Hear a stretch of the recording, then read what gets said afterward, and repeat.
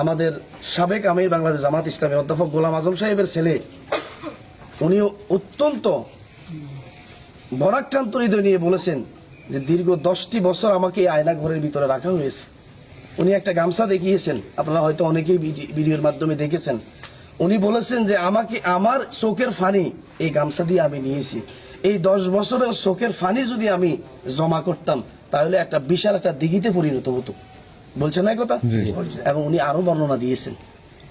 উনি বলেছেন যে আমাকে কয় বছর হয়েছে, এখন কি দিন না রাত্র, কয়টা বাজে, কোন টাইম, কোন সাল, কোন বছর, এটা তিনি জানতেন না।